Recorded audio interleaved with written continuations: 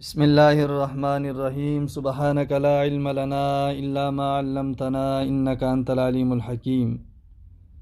تمام ناظرین کو ہدایت چینل پر خوش آمدید کہتا ہوں۔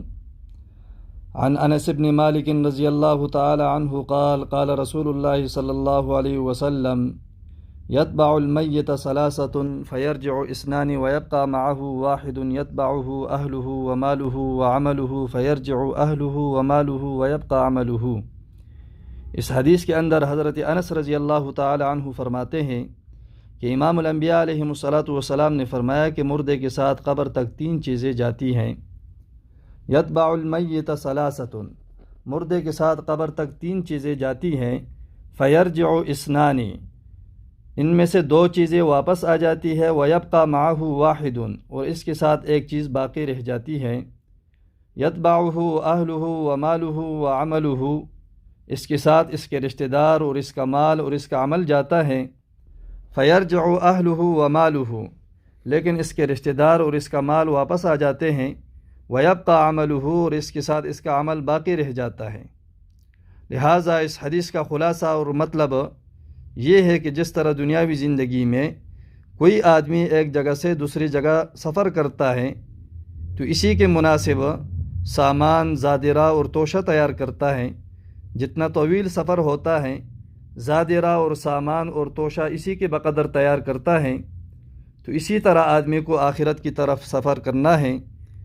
حضور علیہ الصلاۃ نے حضرت عبداللہ بن عمر رضی اللہ تعالی عنہ سے فرمایا، کن فی الدنیا کأنک غریب او عابر سبیل، دنیا میں ایسے رہو جیسے کہ پردیسی ہے یا راستہ چلنے والا مسافر۔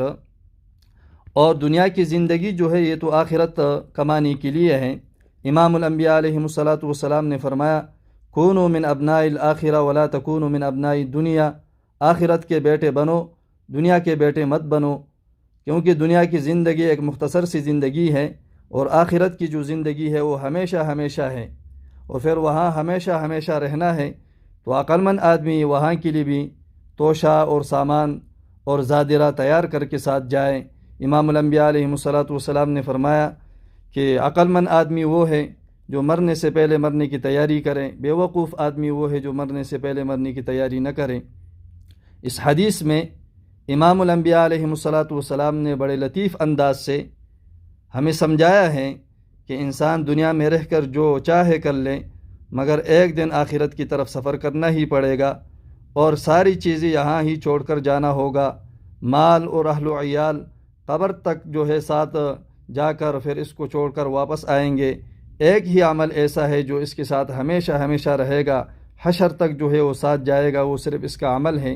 اللہ جل جلالہ سے دعا ہے کہ اللہ جل جلالہ اس مختصر سی زندگی کے اندر جو ہے ہمیں اپنے آخرت کو مد نظر رکھتے ہوئے آخرت کے لیے صحیح معنوں میں تیاری کرنے کی توفیق عطا فرمائے۔